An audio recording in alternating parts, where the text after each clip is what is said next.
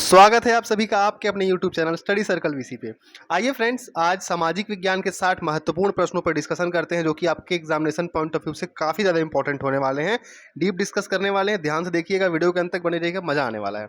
चलिए, आज का हमारा जो पहला क्वेश्चन है फ्रेंड्स, वो है निःशुल्क एवं अनिवार्य बाल शिक्षा का अधिकार अधिनियम 2009 किसके लिए बनाया गया है।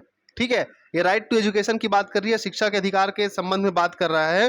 तो पहले मैं आपको बता दूं फ्रेंड्स, शिक्षा का जो अधिकार है, अधिनियम है, ये 2009 में आया था, पर पूरे भारत में यह 1 अप्रैल 2010 से लागू हुआ। अगर आपसे प्रश्न पूछेगा कि लागू कब से हुआ है शिक्षा का अधिकार, तो लागू हुआ है 1 अप्रैल 2010 से। क्लियर है? ठीक है, इसमें क्या बोलता है, 6 से लेकर के 14 वर्ष तक के बच्चों को निःशुल्क और अनिवार्य शिक्षा देनी है। तो पहला ऑप्शन है 6 से 14 वर्ष के सभी बच्चों के लिए है, बिल्कुल सही बात है। दिव्यांग बच्चों के लिए, केवल दिव्यांग के लिए नहीं बोल रहा है, 6 से 14 वर्ष की बालिकाओं की बात भी नहीं कर रहा है, और चौथा अनुसूचित जनजाति के बच्चों की बात भी नहीं कर रहा है, ये सभी के लिए बोल रहा है ना। तो ऑप्शन नंबर क्या सही हो जाएगा, option number A is the right answer. आगे बात करते हैं क्वेश्चन नंबर 92 की। भारत में निम्न में से किस प्रकार की वर्षा नहीं होती है फ्रेंड्स? पर्वतीय वर्षा, मूसलाधार वर्षा, संवाहनिक वर्षा, चक्रवातीय वर्षा। फ्रेंड्स, भारत में हैवी रेनफॉल नहीं होती है, ध्यान रखिएगा, हैवी रेनफॉल, भारी वर्षा या मूसलाधार वर्षा नहीं होती है। क्लियर है? आगे बढ़ते हैं। प्राचीन काल में, अच्छा क्वेश्चन है, इंपॉर्टेंट भी है। प्राचीन काल में भारत के बाहरी विश्व के साथ सांस्कृतिक संबंधों का प्रमुख कारण निम्नलिखित में से क्या था? सैन्य अभियान, व्यापारिक संबंध, नौजहान रानी अभियान, इनमें से कोई नहीं। देखिए, जो प्राचीन समय था, अगर मैं आपसे सिंपल सी बात करूं, सिंधु घाटी सभ्यता, तो आपका ये व्यापार के लिए फेमस था, बहुत देशों के साथ यहाँ पे व्यापार होता था। तो हमारा बाहरी दुनिया के साथ व्यापारिक संबंध बहुत अच्छा था प्राचीन काल में। ठीक है, तो हम इस प्रश्न का जो सही आंसर हो जाएगा वो क्या हो जाएगा? व्यापारिक संबंध, कॉमर्शियल कॉन्टैक्ट। चलते हैं अगले प्रश्न की ओर। अगला प्रश्न ध्यान से देखिएगा फ्रेंड्स, पूछा है क्वेश्चन कि संविधान की प्रस्तावना में उल्लेखित निम्नांकित को क्रम से रखिए। विचार की स्वतंत्रता, विश्वास की स्वतंत्रता, धर्म की स्वतंत्रता, उपासना और अभिव्यक्ति की स्वतंत्रता। देखिए, मैं आपको बताता हूं, सबसे पहले क्या है, हम भारत के लोग भारत को एक संपूर्ण प्रभुत्व संपन्न समाजवादी पंथ निरपेक्ष लोकतंत्रात्मक, इस तरह से आपका क्या है, पूरा प्रस्तावना है। जिस प्रस्तावना में सबसे पहले आता है, क्या आता है आपका, कि विचार, अभिव्यक्ति, विश्वास, धर्म और उपासना की स्वतंत्रता। ये एक लाइन है, पूरा सेंटेंस एज इट इज आप देख सकते हैं। विचार, अभिव्यक्ति, विश्वास, धर्म और उपासना की स्वतंत्रता। सबसे पहले आपका आ जाएगा विचार, सबसे पहले आ गया विचार, फिर आ गया अभिव्यक्ति, फिर विश्वास, फिर धर्म और फिर उपासना की स्वतंत्रता। इस प्रकार से आपको ऑप्शन नंबर देखिए डी दिख रहा है यहाँ पे फ्रेंड्स, ए ई बी सी डी, जो कि आपका ऑप्शन नंबर डी हो जाएगा सही आंसर। क्लियर है? 94 हमने कंप्लीट कर लिया। आगे बढ़ते हैं क्वेश्चन नंबर 95 की ओर। देखिएगा, अच्छा प्रश्न है, मैं काफी चीजें बताने वाला हूं यहां से आपको इस प्रश्न के बारे में। इस राज्य में गांधी जी ने अपने प्रथम आगमन, गांधी जी टोटल छत्तीसगढ़ में 2 बार आए हैं। छत्तीसगढ़ में गांधी जी टोटल 2 बार आए हैं। पहली बार आए थे फ्रेंड्स 20 दिसंबर 1920 को, 20 दिसंबर 1920 को। इनके साथ शौकत अली भी आए थे, और इनको इन्वाइट कौन किए थे छत्तीसगढ़ से? पंडित सुंदरलाल शर्मा। ठीक है, ये फर्स्ट टाइम आए थे फ्रेंड्स। सेकेंड टाइम आए थे 22 से लेकर के 26 नवंबर 22 से लेकर के 26 नवंबर 1933, 1933, 22 नवंबर से लेकर के 26 नवंबर 1933 तक का प्रोग्राम था। ये सेकेंड टाइम आए थे। फर्स्ट टाइम इनके साथ शौकत अली आए हुए थे, और फर्स्ट टाइम जो इनके आने के बाद इन्होंने दान एकत्र किया था, वो किया था तिलक स्वराज फंड के लिए। ठीक है, क्लियर हो गया? अच्छा, जब ये सेकेंड टाइम जब छत्तीसगढ़ आए थे, तो मुंगेली के एक निवासी हैं रामदयाल, ठीक है, रामदयाल जी के द्वारा गांधी मीमांसा की रचना की गई थी। ध्यान रहेगा। चलिए आगे बढ़ते हैं फ्रेंड्स। अगला क्वेश्चन है, सामाजिक विज्ञान में परियोजना कार्य क्यों किया जाता है? प्रोजेक्ट वर्क क्यों किया जाता है? प्रोजेक्ट वर्क, परियोजना कार्य जल्दी पूर्ण हो? जी नहीं। अध्यापक बच्चों का समय बचता है? जी नहीं। राज्य स्तर पर प्रायोजित, ये भी नहीं। बच्चों के रचनात्मक, बिल्कुल उनके रचनात्मक क्रिएटिव स्किल्स को डेवलप करने के लिए, है ना। प्रोजेक्ट का जो मेन एम होता है, बेसिक क्या है वो, कि बच्चों में हम रचनात्मक कौशलों का विकास कर सकें। अगले प्रश्न की ओर आगे बढ़ते हैं। प्रश्न देखिए, काफी इंपॉर्टेंट है फ्रेंड। 1576 में हल्दी घाटी का युद्ध लड़ा गया था, किनके बीच लड़ा गया पूछा है। ठीक है, अकबर, उदय सिंह, अकबर, महाराणा प्रताप। तो एक नजर में तो हमको यही आंसर सही दिखता है, अकबर और महाराणा प्रताप, पर अकबर और महाराणा प्रताप सही आंसर नहीं है। अकबर के तरफ से मान सिंह लड़ा था इस युद्ध को। ठीक है, ध्यान रखिएगा, अकबर शासन था अकबर का 1576 में, हल्दी घाटी का युद्ध हुआ जिसमें अकबर की सेना की विजय जरूर होती है, पर अकबर ऑन ग्राउंड लड़ा नहीं था, लड़ा था मानसिंह जाकर के। इसलिए इस प्रश्न का जो सही उत्तर हो जाएगा वो हो जाएगा मानसिंह और महाराणा प्रताप। काफी इंपॉर्टेंट क्वेश्चन है फ्रेंड्स, इसको ध्यान रखिएगा आप, है ना। अगले प्रश्न की ओर बात करते हैं। अब देखिए संविधान का एक प्रश्न पूछा है कि निम्नलिखित में से सही क्या है। ठीक है, संविधान से संबंधित है। एक व्यक्ति जो भारत का नागरिक नहीं है, मान लीजिए कोई विदेश का नागरिक है और राज्य के अधीन कोई लाभ या विश्वास का पद धारण करता है, विदेशी राज्य से कोई उपाधि ग्रहण कर सकता है। कि यदि कोई व्यक्ति भारत का नागरिक नहीं है और राज्य में किसी पद पर वह लाभ के पद पर को धारण कर रहा है, तो वह विदेशी राज्य से कोई उपाधि ग्रहण कर सकता है। जी नहीं, वह धारण, अगर वह लाभ का पद धारण कर रहा है तो विदेश से कोई भी उपाधि धारण, विदेशों से कोई भी उपाधि नहीं ले सकता है। इसलिए पहला ऑप्शन तो आपका क्या हो गया, गलत हो गया। ऑप्शन बी की बात करें अगर फ्रेंड्स, एक व्यक्ति जो भारत का नागरिक नहीं है, राज्य के अधीन कोई लाभ या विश्वास का पद धारण करता है, विदेशी राज्य से कोई उपाधि ग्रहण नहीं कर सकता है, ये सही है। ठीक है, अगले की बात करते हैं। ऑप्शन नंबर सी है, एक व्यक्ति जो भारत का नागरिक नहीं है, राज्य के अधीन कोई लाभ या विश्वास का पद धारण करता है, विदेशी राज्य से कोई उपाधि राष्ट्रपति की सहमति से ग्रहण कर सकता है। यह ऑप्शन भी आपका सही है। ठीक है, ऑप्शन नंबर डी की बात करते हैं। भारत का एक नागरिक जो राज्य के अधीन कोई लाभ या विश्वास का पद धारण करता है, राष्ट्रपति की सहमति के बिना विदेशी राज्य से कोई उपाधि ग्रहण कर सकता है। ध्यान रखिएगा, राष्ट्रपति की सहमति के बिना कोई भी व्यक्ति विदेशों से कोई भी उपाधि ग्रहण नहीं कर सकता। इस प्रकार ये वाला ऑप्शन भी आपका क्या हो गया, गलत हो गया। मतलब ऑप्शन नंबर बी और सी आपके सही है। देख लीजिए ऑप्शन नंबर बी और सी कहां पे है, ये रहा आपका ऑप्शन नंबर बी एंड सी। चलिए फ्रेंड्स आगे बढ़ते हैं। अगला क्वेश्चन है, किस वर्ष तमिलनाडु तट को सुनामी ने सर्वाधिक प्रभावित किया था। फ्रेंड्स 2006 में सुनामी ने तमिलनाडु के तट को बहुत ज्यादा प्रभावित किया था। क्लियर है, चलिए आगे बढ़ते हैं। अगला प्रश्न है क्वेश्चन नंबर 100। ये बोलता है निम्नलिखित में से किस जोड़ी, ठीक है, किस जोड़ी ये कंपनी के गवर्नर जनरल और उनके युद्ध सुमेलित नहीं है पूछा है। ठीक है, ध्यान रखिएगा, नहीं है पूछा है। वारेन हेस्टिंग रोहिल्ला युद्ध, ये सही है आपका। लॉर्ड वेलेजली तृतीय मैसूर युद्ध, लॉर्ड हेस्टिंग तृतीय मराठा युद्ध, लॉर्ड हार्डिंग प्रथम सिख युद्ध, ये भी सही है। तृतीय मराठा युद्ध भी सही है। लॉर्ड वेलिजली के समय पे तृतीय मैसूर युद्ध नहीं हुआ था फ्रेंड्स। तृतीय मैसूर युद्ध जो था ये हुआ था आपका 1790 से 92 के बीच में। ठीक है, लॉर्ड कार्नवालिस के समय पे। क्लियर हो गया, तो सुमेलित नहीं है, क्या हो जाएगा ऑप्शन नंबर बी। अगले प्रश्न की ओर आगे बढ़ते हैं। राजनांदगांव में 1939 के जंगल सत्याग्रह में शहीद हुए सत्याग्रही का नाम क्या था। इनका नाम था फ्रेंड्स रामाधीन। क्या नाम था इनका, रामाधीन। अगला है 102, बोलता है निम्नलिखित भक्ति संतों ने जाति प्रथा की पुरानी व्यवस्था को तोड़कर सामाजिक सद्भाव स्थापित किया। गुरु नानक, कबीर, ज्ञानेश्वर, तुलसीदास। फ्रेंड्स याद रखिएगा, सामाजिक उद्भाव सद्भाव स्थापित किया गया था गुरु नानक जी के द्वारा भी, कबीर के द्वारा भी और ज्ञानेश्वर के द्वारा भी। ठीक है, तुलसीदास नहीं है इसमें। तो ऑप्शन क्या क्या सही होगा आपके, ए, बी और सी। देख लीजिए, ये पहला ही ऑप्शन है, ए, बी और सी। नेक्स्ट क्वेश्चन की मैं बात करूं फ्रेंड्स, मुगल काल से इंपॉर्टेंट क्वेश्चन है कि मुगल प्रशासन के संबंध में निम्नलिखित में से कौन सा कथन असत्य है। ठीक है, मुगल प्रशासन केंद्रीकृत निरंकुशवाद पर आधारित था, बिल्कुल सही बात है। इसकी रूपरेखा इस्लामी कानूनों के अनुसार बनाई गई थी, ये गलत है। ठीक है, केंद्र द्वारा प्रांतों पर दोहरा नियंत्रण स्थापित किया गया, सही बात है, सूबों के माध्यम से, और यहाँ पे मनसबदार की प्रमुख भूमिका थी। मतलब आपका ऑप्शन नंबर ए, सी और डी बिल्कुल सही है। ऑप्शन नंबर बी जो है फ्रेंड्स ये गलत है, कि इसकी रूपरेखा जो थी वो इस्लामी कानूनों के अनुसार बनाई गई थी। ठीक है, चलिए आगे बढ़ते हैं। अगला क्वेश्चन है, देखिएगा इंपॉर्टेंट है और संधि है, मैं आपको बता रहा हूं, ये बहुत इंपॉर्टेंट क्वेश्चन बनता है। सरदार उनके द्वारा की गई संधियां। सबसे पहले बोलता है रघुजी भोसला, दौलत राव सिंधिया, यशवंत राव होलकर, बाजीराव द्वितीय।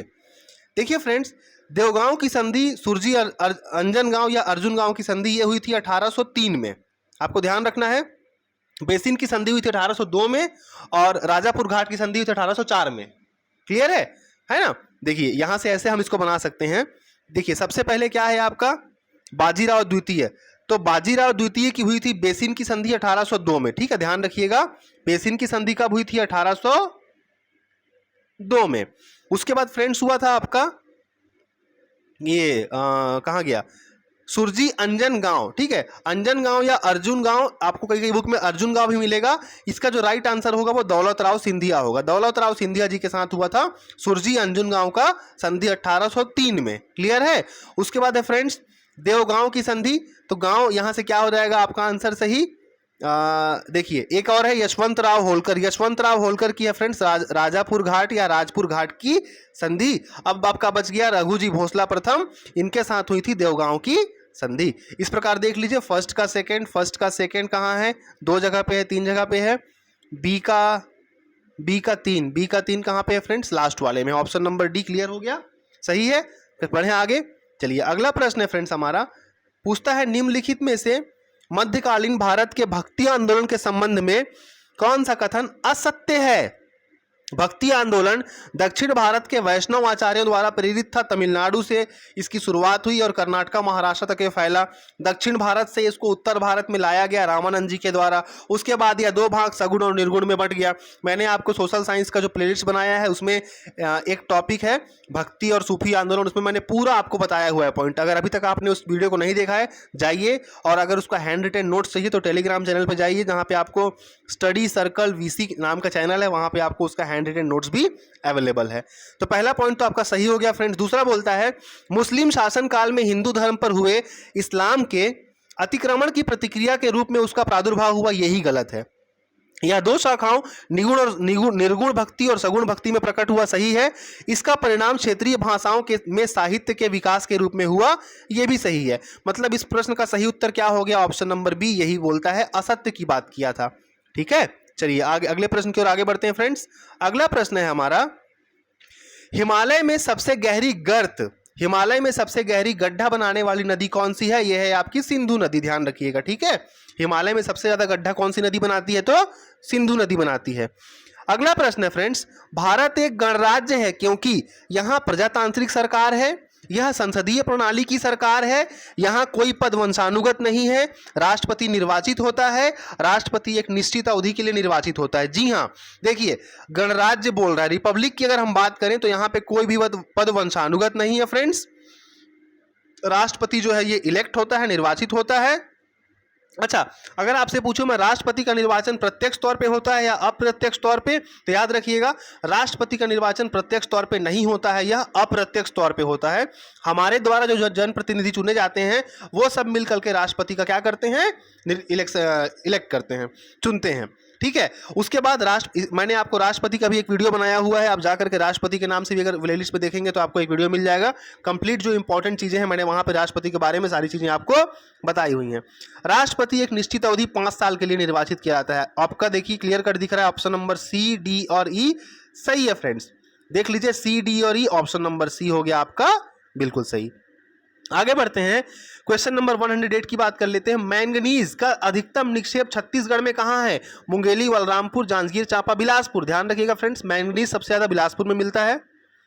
नेक्स्ट क्वेश्चन की बात करते हैं, मौलिक अधिकारों को प्रवर्तित कराने के लिए सर्वोच्च न्यायालय के किस प्रकार की शक्तियां हैं। मौलिक अधिकार से संबंधित हम सब जानते हैं फ्रेंड्स कि मौलिक अधिकार से संबंधित सुप्रीम कोर्ट जो है वो रिट जारी कर सकता है। रिट के साथ साथ वह निर्देश भी जारी कर सकता है और आदेश भी जारी कर सकता है। ऑप्शन नंबर ए, बी, सी तीनों सही है, सी ऑप्शन इसका क्या हो गया, सही हो गया। अगले प्रश्न की ओर बात करते हैं। अगला प्रश्न है, भक्ति आंदोलन और सूफीवाद के परिणाम स्वरूप निम्नलिखित में से किन क्षेत्रों में हिंदू मुस्लिम सांस्कृतिक समागम हुआ। फ्रेंड्स, हिंदू मुस्लिम सांस्कृतिक समागम संगीत के क्षेत्र में भी हुआ था और साहित्य के क्षेत्र में भी। मतलब आपका ऑप्शन नंबर सी जो है वो ए और बी दोनों सही है। नेक्स्ट क्वेश्चन देखिए, आपका पहला ही टॉपिक है जो आपका समुदाय, जो आपका पहला टॉपिक है। ठीक है, भारतीय सामाजिक विज्ञान का जो सिलेबस है उसके पहले टॉपिक का ही ये प्रश्न है। धर्म, विवाह और परिवार, जाति, ये सब किसके उदाहरण है। ये सारे के सारे सामाजिक संस्थाएं हैं फ्रेंड्स, याद रखिएगा।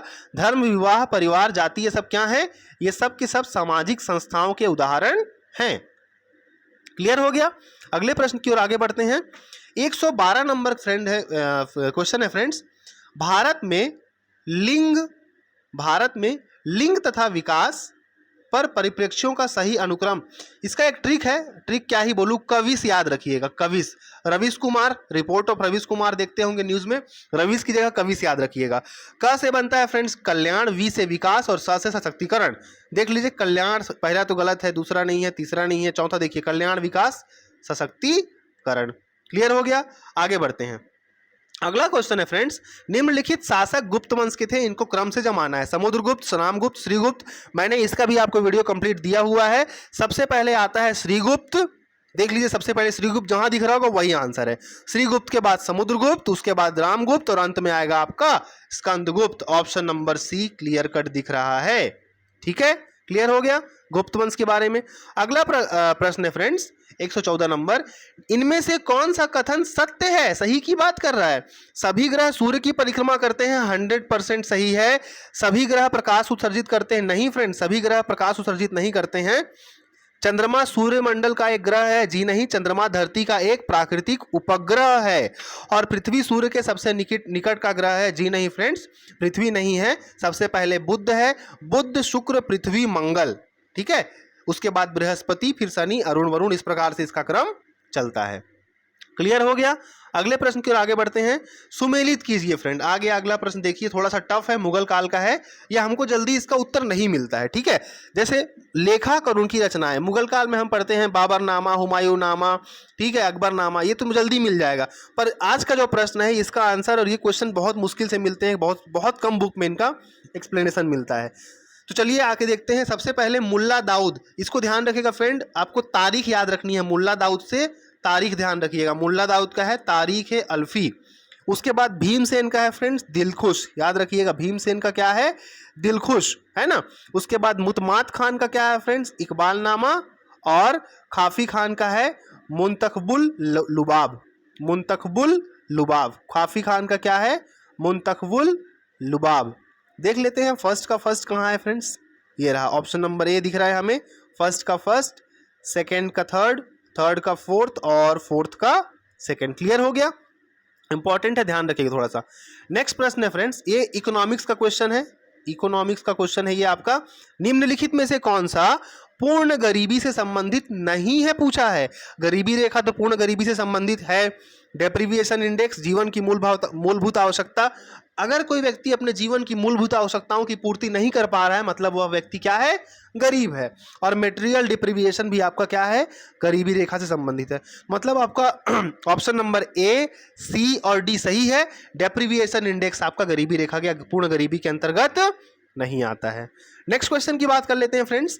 सतत एवं व्यापक मूल्यांकन, सीसीई जो बोलते हैं हम, कंटिन्यूअस एंड एक्सटेंसिव इवैल्यूएशन, क्यों किया जाता है। कक्षोन्नति के लिए, जी नहीं। बच्चों के सीखने में मदद के लिए, बिल्कुल हाँ। रिपोर्ट कार्ड के लिए नहीं। पूर्णता प्रदान करने के लिए नहीं। B B option number B जो है इस प्रश्न का सही उत्तर हो गया, बच्चों के सीखने में मदद के लिए। अगला प्रश्न है फ्रेंड्स, ये देखिए आ गया, बस्तर में घड़वा शिल्प कला। मैंने आपको छत्तीसगढ़ के सामान्य ज्ञान के अंतर्गत शिल्प कला का एक टॉपिक कराया है, 2 मिनट का वीडियो है। 3-4 शिल्प कला मैंने कराए हुए हैं, घड़वा शिल्प कला, ढोकरा शिल्प कला, धातु शिल्प कला, ठीक है। उसको आप देखेंगे, वहां से बहुत इजीली क्वेश्चन बन जाएगा। जैसे घड़वा शिल्प कला बस्तर और कोंडागांव में पाया जाता है और इसमें पीतल और कांसा धातु का उपयोग किया जाता है, इसीलिए घड़वा शिल्प कला को फ्रेंड्स धातु शिल्प कला भी कहा जाता है। और छत्तीसगढ़ का शिल्प ग्राम है कोंडागांव।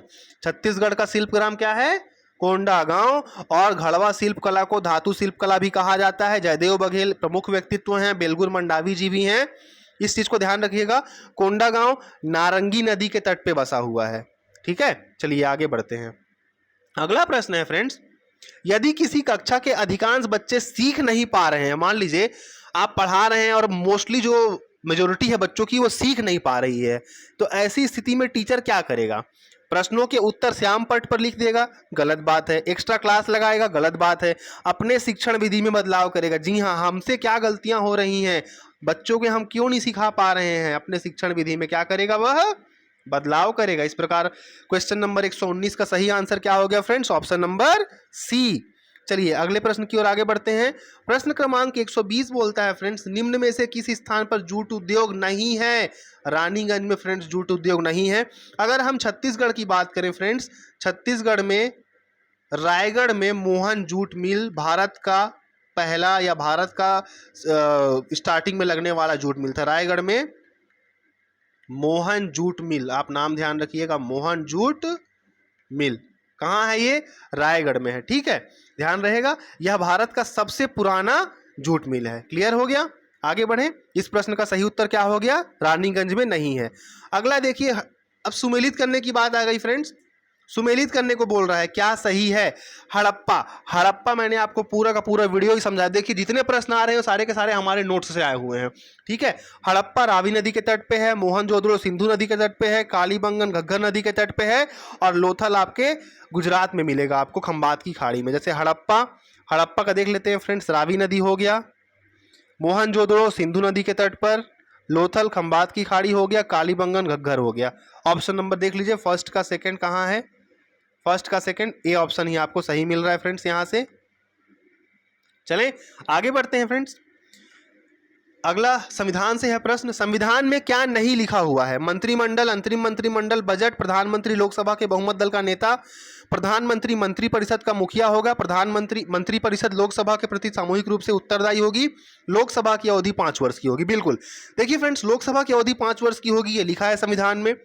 मंत्रिपरिषद लोकसभा के प्रति सामूहिक रूप से उत्तरदायी होगी, आर्टिकल 75 का 3, इसको ध्यान रखिएगा आप। मंत्रिपरिषद लोकसभा के प्रति सामूहिक रूप से उत्तरदायी होगी, आर्टिकल 75 का सब क्लॉज 3 इसमें बताया गया है। और मंत्रिपरिषद प्रधानमंत्री जो होगा मंत्रिपरिषद का मुखिया होगा, यह बात भी सही है। अब देखिए ऑप्शन नंबर EFG जो है फ्रेंड्स, ये सही हो गया। क्या नहीं लिखा है बोला? मंत्रिमंडल नहीं लिखा है, अंतरिम मंत्रिमंडल की बात नहीं किया गया है, बजट की बात नहीं किया गया है, और प्रधानमंत्री लोकसभा के बहुमत दल का नेता होगा ये भी नहीं कहा गया है। मतलब ऑप्शन नंबर ABCD आपको क्या है? नहीं लिखा हुआ है। ध्यान रखिएगा, ऑप्शन नंबर ABCD नहीं लिखा हुआ है। अच्छा, एक चीज और याद रखिएगा, मंत्री परिषद जो होती है लोकसभा के प्रति सामूहिक रूप से उत्तरदायी होगी, आर्टिकल 75 का सब क्लॉज 3, लेकिन मंत्री व्यक्तिगत तौर पे राष्ट्रपति के प्रति उत्तरदायी होगा। मान लीजिए अगर आपसे क्वेश्चन में अगर इस साल ये पूछ लिया कि मंत्री जो होता है वो राष्ट्रपति के प्रति उत्तरदायी होता है व्यक्तिगत तौर पे। चलिए इस प्रश्न का सही उत्तर हो जाएगा ABCD। देख लेते हैं कहाँ पे है फ्रेंड्स ABCD। ऑप्शन नंबर ए दिख रहा है क्लियर कट, ऑप्शन नंबर ए आपका सही हो गया कि ये नहीं आएंगे। अगले प्रश्न की बात करते हैं फ्रेंड्स, क्वेश्चन नंबर 123। यह किसकी युक्ति है कि परिवार वे कारखाने हैं जहां मानव व्यक्तियों का उत्पादन होता है? रट लीजिए चुपचाप इसको, T. पार्सन्स। किसने कहा है? यह T. पार्सन्स के द्वारा कहा गया है कि परिवार वे कारखाने हैं जहां से मानव व्यक्तियों का उत्पादन होता है। अगला क्वेश्चन है फ्रेंड्स फिर संविधान से। यदि उपराष्ट्रपति को पद से हटा दिया जाए तो क्या होगा? नया चुनाव होने तक उपराष्ट्रपति का पद खाली रहेगा, राष्ट्रपति कार्यकारी उपराष्ट्रपति नामित करेगा, जी नहीं ये तो गलत है। संसद कार्यकारी उपराष्ट्रपति चुनेगी, नहीं। राज्यसभा का उपराष्ट्रपति कार्यकारी की बात ही नहीं है। जब तक नया उपराष्ट्रपति नहीं चुन लिया जाएगा तब तक वह पद क्या है? खाली माना जाएगा, रिक्त रहेगा। ठीक है, चलिए नेक्स्ट क्वेश्चन की बात करते हैं फ्रेंड्स। यदि आपकी कक्षा में दिव्यांग बच्चे हैं तो आप क्या करेंगे? उनके माता पिता को समझा देंगे कि उन्हें विशेष स्कूल में भेजें? जी नहीं, हम बोल ही नहीं सकते हैं किसी को अपने बच्चों को कहीं और भेजने के लिए, क्योंकि सबको समानता के साथ एक साथ पढ़ने का अधिकार है। समावेशी शिक्षा का मतलब भी तो यही है। उन्हें अन्य बच्चों से दूर बिठाएंगे, गलत है फ्रेंड्स, हम कभी भी भेदभाव नहीं कर सकते हैं। आवश्यकता अनुसार सीखने में मदद करेंगे, बिल्कुल सही बात है। उन्हें चुपचाप बैठने को कहेंगे, नहीं, हम उनकी आवश्यकता अनुसार क्या करेंगे फ्रेंड्स? मदद करेंगे सीखने में। क्लियर? 125 का ऑप्शन नंबर सी सही हो गया।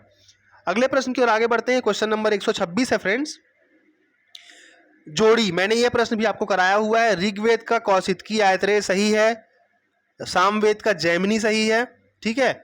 उसके बाद यजुर्वेद का तैत्रेय और शतपथ ब्राह्मण, याद रखिएगा यजुर्वेद का ही शतपथ होता है और अथर्ववेद का आपका होता है फ्रेंड्स गोपद ब्राह्मण। अथर्ववेद का है गोपद। इस प्रकार सही कौन सा नहीं है? ऑप्शन नंबर डी सही नहीं है पूछा है, ठीक है, सुमेलित नहीं है। तो क्वेश्चन नंबर 126 का कौन सा सही हो गया? Option number D is the right answer. Next question की ओर बात कर लेते हैं फ्रेंड्स। संविधान के अनुच्छेद 361 के अनुसार, आर्टिकल 361 के अनुसार कौन न्यायालय के प्रति जवाबदेह नहीं है? तो राज्यपाल, राष्ट्रपति और राज प्रमुख, ये तीनों के तीनों फ्रेंड्स उसे न्यायालय के प्रति जवाबदेह नहीं है, ठीक है। ऑप्शन नंबर सी जो है इसका सही आंसर है। अगला, अगला है फ्रेंड्स, फिर संविधान के भाग 12 को संदर्भ में सुमेलित करना है। भाग 1 फ्रेंड्स याद रखिएगा, भाग 1 जो है यह वित्त के बारे में बताएगा। भाग 1 जो है इसमें वित्त का है। भाग 2 में है फ्रेंड्स उधार लेने की बात किया गया है, ठीक है। भाग 3 में संपत्ति सेवाएं, और भाग 4 में है आपका संपत्ति का अधिकार, ठीक है। इस प्रकार इस प्रश्न का सही आंसर क्या हो गया? Option number D. देखिए यहां से फर्स्ट का थर्ड सही है, सेकंड का फर्स्ट सही है, थर्ड का फोर्थ सही है, और फोर्थ का सेकंड सही है, बिल्कुल ठीक है। ये भी प्रश्न हमने कंप्लीट कर लिया। आइए अगले प्रश्न की ओर आगे बढ़ते हैं। कोया जनजाति, फ्रेंड्स कोया जनजाति किस जिले में निवास करती है? मैं आपके लिए एक वीडियो लेकर के आ रहा हूं, जनजातियों से संबंधित जिला, ठीक है। तो कोया, दोरला और कोयतूर, ध्यान रखिएगा, बीजापुर और बस्तर में, बीजापुर प्लस बस्तर में आपको कौन सी जनजाति मिलेगी फ्रेंड्स? कोया, दोरला या कोयतूर, ठीक है। कोया, दोरला या कोयतूर, है ना। गरियाबंद में कौन सी जनजाति मिलेगी आपको फ्रेंड्स? तो गरियाबंद में कौन सी जनजाति मिलेगी? कमार। गरियाबंद में कौन सी जनजाति मिलेगी? कमार जनजाति। और ऊपर के जितने भी जिले हैं आपके, जसपुर, बलरामपुर, रायगढ़, ठीक है, यहां पे आपको मिला करके मिलेगी उरांव जनजाति, जो छत्तीसगढ़ की सबसे पढ़ी लिखी या शिक्षित जनजाति है। आइए अगले प्रश्न की ओर आगे बढ़ते हैं। पूछा है सबसे लंबी पर्वतमाला है फ्रेंड्स एंडीज पर्वतमाला जो है विश्व की सबसे लंबी पर्वतमाला दक्षिण अमेरिका में देखने को मिलेगी, ठीक है। अच्छा, दुनिया की सबसे लंबी चोटी पूछे गए, सबसे ऊंचा पर्वत हिमालय पर्वत 8,848 या 8,850 मीटर। क्लियर है? चलिए अगला प्रश्न है फ्रेंड्स, सामाजिक विज्ञान पढ़ाने की सर्वोत्तम विधि कौन सी है? सर्वोत्तम विधि कौन सी है? पाठ्य पुस्तक पठन नहीं है, निगमन विधि नहीं है, प्रश्नोत्तर विधि नहीं है, क्षेत्र भ्रमण, ठीक है। क्षेत्र भ्रमण विधि क्या है? सामाजिक विज्ञान पढ़ाने की सबसे बेस्ट विधि है। अगले प्रश्न की ओर आगे बढ़ते हैं। छत्तीसगढ़ के किस जिले में अनुसूचित जनजातियों एसटी का प्रतिशत सबसे ज्यादा है? एसटी प्रतिशत में फ्रेंड्स बीजापुर में सबसे ज्यादा है, ठीक है। कहां पे सबसे ज्यादा है? बीजापुर में एसटी का प्रतिशत सबसे ज्यादा है। आगे बढ़ते हैं फ्रेंड्स, 133 नंबर की बात कर लेते हैं। उच्च प्राथमिक स्तर पर सामाजिक विज्ञान क्यों पढ़ाया जाता है? आखिर हमको उच्च प्राथमिक स्तर पर सामाजिक विज्ञान पढ़ाने का क्या मतलब है, कारण क्या है? मानवीय मूल्यों के प्रति संवेदना का विकास, जी हां। देश के भौगोलिक क्षेत्रों की जानकारी, सामाजिक कार्यों में आम जनता की भागीदारी, परीक्षा पास करने के लिए। तो डी तो 100% गलत है, ठीक है। और इस प्रश्न का जो सबसे सटीक उत्तर है फ्रेंड्स वो है मानवीय मूल्यों की समझ का विकास करने के लिए। तो 133 का कौन सा सही हो गया? ऑप्शन नंबर ए। आगे बढ़ते हैं फ्रेंड्स, 134 की बात करें अगर, इस राज्य के कोसगई किले में निम्नलिखित में से किस कलचुरी शासक का शिलालेख प्राप्त होता है? तो कोसगई किले से बाहर साय का शिलालेख प्राप्त होता है। बाहर साय इस प्रश्न का क्या है? सही आंसर है। अब देखिए, संत आ गए आपके और सिलसिले आ गए, ठीक है। सूफी संत आ गए और सिलसिले आ गए। मैंने आपको बताया था सुहरावर्दी दिखे तो जकारिया लगा दीजिएगा, ठीक है। सुहरावर्दी दिखे तो जकारिया लगा दीजिएगा। देख लीजिए डी का ए, यहां से देखिए फोर्थ का क्या हो गया फ्रेंड्स? ए हो गया। सेकंड है ख्वाजा कुतुबुद्दीन बख्तियार। कुतुबुद्दीन बख्तियार ये चिश्ती सिलसिले से थे, ये हो गया बी। उसके बाद सर सैयद अली हमदानी, ऋषि सैयद अली हमदानी फ्रेंड्स, ये हो गया सी। और याद रखिएगा ऋषि सिलसिला जो था फ्रेंड्स ये कश्मीर से रिलेटेड है। ऋषि सिलसिला कहां से संबंधित है? कश्मीर से। और शेख सरफुद्दीन याहिया ये हो गया आपका फिरदौसी, ठीक है। उल्टे पे ABCD चल जाइए। फर्स्ट का 4, ये ऑप्शन नंबर डी सही है क्या इसका? जी हाँ, ऑप्शन नंबर डी सही है।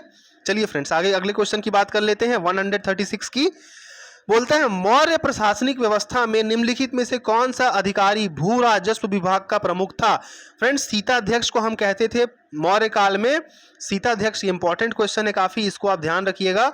सीताध्यक्ष का मतलब होता था भू राजस्व विभाग का प्रमुख, ठीक है। क्लियर हो गया?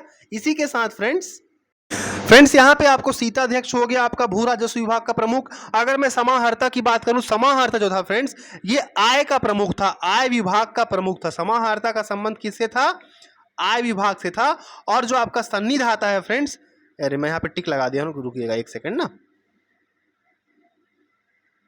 हाँ फ्रेंड्स, जो आपका समाहर्ता है इसका संबंध आय विभाग से था, ठीक है, जबकि सन्निधाता का संबंध किससे था? राजकीय कोषाध्यक्ष, ठीक है, राजकीय कोषाध्यक्ष था ये, ठीक है, इधर लिख देता हूं कोषाध्यक्ष। तो इस प्रश्न का सही उत्तर क्या हो गया फ्रेंड्स? आपका ऑप्शन नंबर ए सीताध्यक्ष।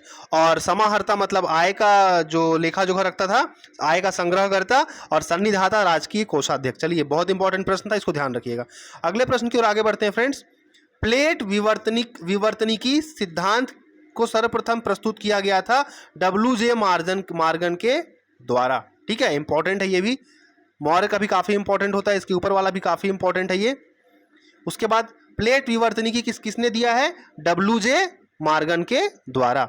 अगला क्वेश्चन है फ्रेंड्स, निम्नलिखित में से कहां गया ये रहा, एक सेकंड ना। 1857 के विद्रोह के प्रभाव के संबंध में निम्नलिखित में से कौन सा कथन सत्य नहीं है? इस विद्रोह में हिंदू मुस्लिम एकता परिलक्षित हुई, सही बात है।